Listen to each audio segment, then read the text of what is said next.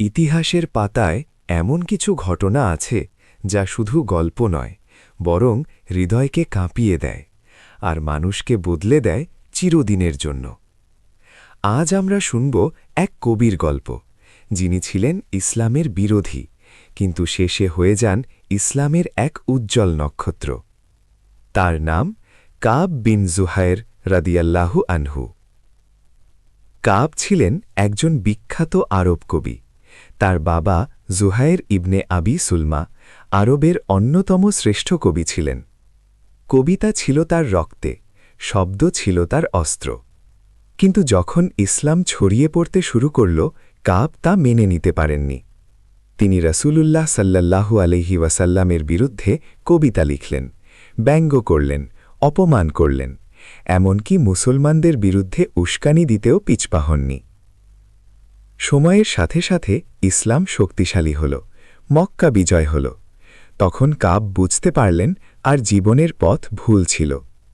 ভয় আর অনুশোচনা তাকে গ্রাস করল, কারণ তিনি জানতেন তার অতীত কাজের জন্য তার শাস্তি হতে পারে ভয়াবহ। একদিন গভীর রাতে তিনি চুপি চুপি মদিনার পথে রওনা হলেন। হৃদয়ে ভয়, চোখে অশ্রু, আর মনে একটাই আশা, ক্ষমা। তিনি এসে উপস্থিত হলেন প্রবীণ মুহাম্মদ সাল্লাল্লাহু আলাইহি ওয়াসাল্লামের সামনে। সেখানে দাঁড়িয়ে কাঁপা কণ্ঠে তিনি তার বিখ্যাত কবিতা পাঠ শুরু করলেন। বানাত সোয়াদ ফাকলবিল ইয়াউমু মুতাবুল, বানাত সোয়াদ। এই কবিতায় তিনি নিজের ভুল স্বীকার করলেন, রাসূল সাল্লাল্লাহু আলাইহি ওয়াসাল্লামের প্রশংসা করলেন আর ক্ষমা ভিক্ষা করলেন। মুহূর্তটি ছিল ইতিহাসের এক অবিস্মরণীয় দৃশ্য। সবাই অপেক্ষা করছিল কি হবে তার পরিণতি। রাসূলুল্লাহ সাল্লাল্লাহু আলাইহি ওয়াসাল্লাম তার কথা শুনলেন, তার অনুশোচনা অনুভব করলেন এবং তাকে ক্ষমা করে দিলেন। শুধু তাই নয়, নিজের গায়ে থাকা চাদর বুরদা শরীফ খুলে তাকে উপহার দিলেন। এই ঘটনায় ইতিহাসে পরিচিত কাসিদাতুল বুরদার সূচনা হিসেবে। এই গল্প আমাদের শেখায়, কেউ যত বড় ভুলই করুক না কেন, আল্লাহর দরজা সবসময় খোলা।